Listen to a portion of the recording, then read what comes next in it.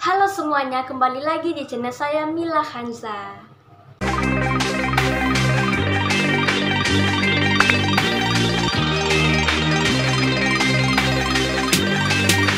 Nah, untuk teman-teman ya, minggu lalu saya sempat membahas mulai bisnis ya, caranya bagaimana dan poin-poin yang harus teman-teman lakukan untuk memulai suatu usaha. Di sini sudah saya rangkum ya beberapa ide bisnis yang bisa teman-teman lakukan. Di sini ya saya kasih ide bisnis ini tidak akan ada habisnya. Pokoknya setiap orang pasti membutuhkan jasa ini, pasti membutuhkan produk ini. Dan pokoknya banyak diminati orang, semua orang banyak diminati dan laris manis juga gitu ya. Ini cocok juga untuk para pelajar, untuk para ibu rumah tangga, dan untuk teman-teman yang masih bekerja. Ini cocok untuk sampingan juga, kerja sampingan juga ya. Nah, saya akan bahasnya yang pertama, yaitu teman-teman dalam bidang kuliner makanan. Nah, teman-teman bisa buka sarapan pagi ya. Sarapan pagi ya, seperti buka lontong, jualan soto atau jualan bubur, jualan nasi uduk gitu ya. Nah, dengan modal 1 juta, bahkan rasa saya di bawah 1 juta itu udah bisa ya gitu. Jadi kayak bahan-bahannya teman-teman bisa membeli ke pasar, terus dengan bungkusannya, tempatnya gitu ya.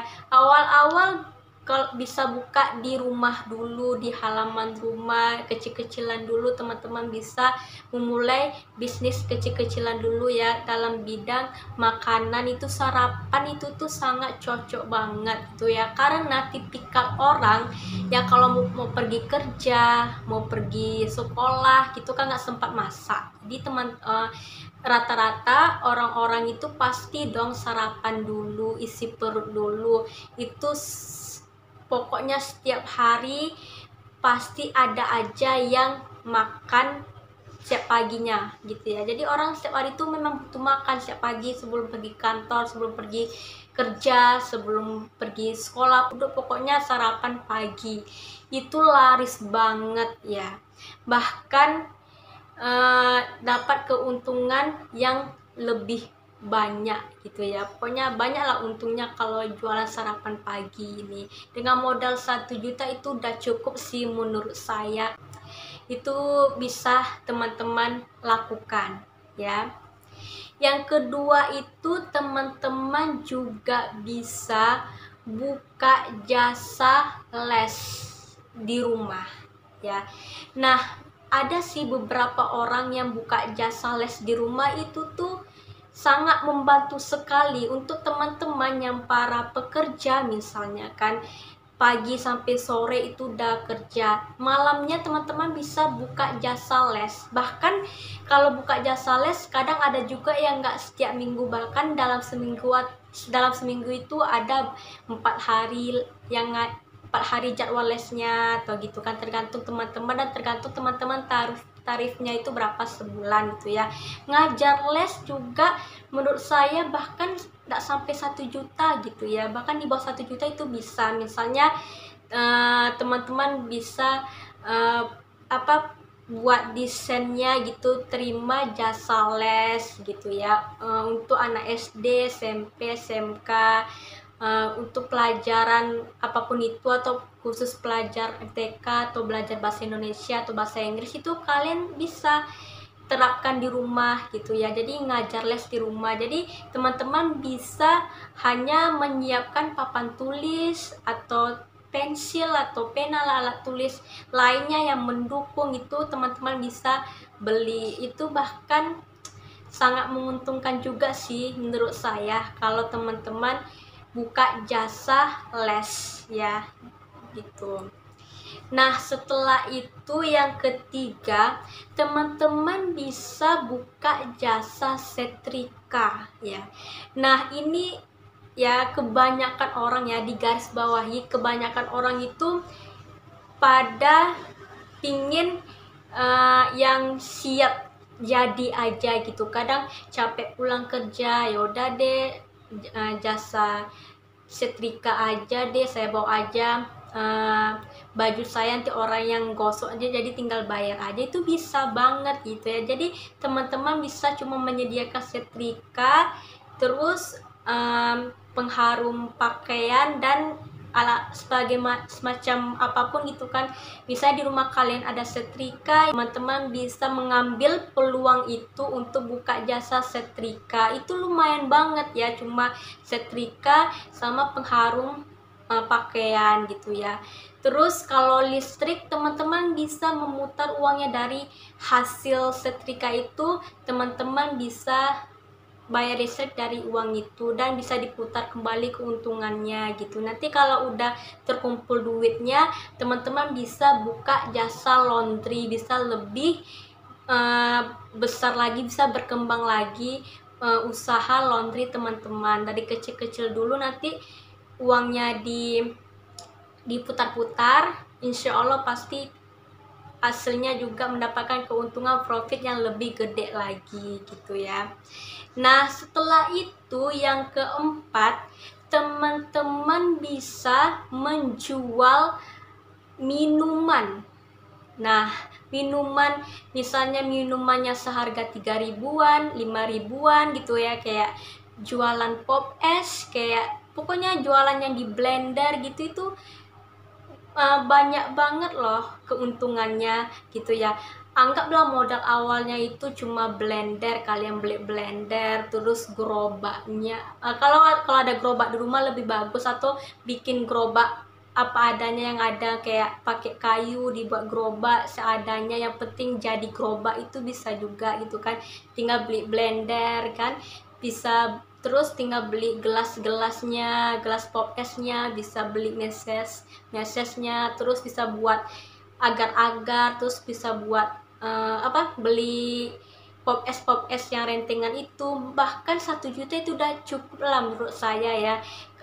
Kalian jualan minuman yang harga 5 ribuan gitu. Teman-teman bisa jualnya di daerah sekolah, di tempat-tempat kerja, orang kantoran itu ya, yang butuh minum, haus gitu kan. Terus ada juga pokoknya di pinggir jalan yang ramai orang lewat gitu kan, bisa teman tegakkan jual usaha di situ. Pokoknya itu tuh banyak kali peluangnya ya, itu banyak juga keuntungannya. Teman-teman cuma sekali aja beli blender dan segala macam, itu keuntungannya itu banyak profitnya kalau jualan pop es misalnya, atau kayak jualan jus gitu ya. Misalnya dalam satu hari satu gelasnya 5 ribu. Nah, dalam sehari itu misalnya ada terjual 50 cup. 50 cup tambah 5 ribu. Udah berapa? Udah banyak ya untungnya, sebulan aja udah berapa gitu ya. Itu sebagai contohnya. Jadi teman-teman bisa terapkan itu dan mencoba gitu ya, asalkan mau gitu ya. Nah, setelah itu yang kelima, teman-teman bisa jualan aksesoris ya. Aksesoris itu banyak loh keuntungannya teman-teman, jujur deh. Misalnya ya, kayak aksesoris teman-teman beli di pasar kan, kayak grosiran gitu.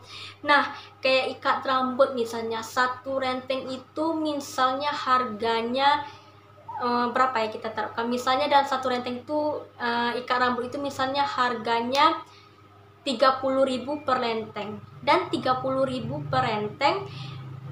Ikat rambut itu ada jumlahnya misalnya berapa ya, 12 pieces. Berapa tuh keuntungannya? Misalnya dalam satu ikat rambut itu teman-teman terapkan jualnya 3.000 gitu. Itu banyak kali untungnya itu. Kayak aksesoris tas ya, tas yang murah-murah gitu ya, kayak aksesoris jepit rambut, ikat rambut, aksesoris mainan kunci dan segala macam, mainan jilbab. Itu walaupun barangnya kecil-kecil, tapi itu keuntungannya besar loh gitu. Kalian bisa jualan melalui online atau jualan di tempat sekolah, itu bisa. Itu profitnya gede banget ya. untuk teman-teman yang pingin usaha yang modalnya mulai dari 1 juta dulu. Sebenarnya banyak ya ide-ide yang bisa kita terapkan mulai dari usaha modal kecil dulu, itu sebenarnya banyak banget. Nah, di sini saya hanya membahas yang 5 aja, yang poin-poinnya yang menurut saya itu masih banyak dibutuhkan orang, banyak peminatnya, dan dapat profit yang lebih gede kalau teman-teman tetap sportif ya, dan tetap mau berusaha. Nah, itulah 5 ide bisnis modal 1 juta menurut saya. Jadi teman-teman bisa komen di bawah apalagi sih ide yang bisa kita lakukan dari mulai modal 1 juta. Jadi teman-teman bisa tulis di kolom komentar. Dan satu lagi, saya mohon maaf kalau saya ada penyampaian yang kurang tepat atau penyampaian itu ada yang menurut teman-teman yang tidak setuju atau gimana gitu ya. Jadi di sini saya tahap belajar juga sama kayak teman-teman. Di sini saya hanya memberikan video tentang bisnis, ide bisnis yang bermanfaat untuk teman-teman juga dan untuk saya juga gitu. Dan yang sudah subscribe, yang sudah support channel ini, terima kasih banyak untuk teman-teman. Nah, bagi teman-teman yang baru kunjungi channel ini, baru lihat video ini, dan jangan lupa di subscribe biar teman-teman tahu nih pas video saya di-upload setiap minggunya, dan supaya tidak ketinggalan info-info menarik lainnya. Oke, terima kasih yang sudah nonton dari awal sampai akhir. Ditunggu video saya selanjutnya ya. Terima kasih. Assalamualaikum warahmatullahi wabarakatuh. Bye.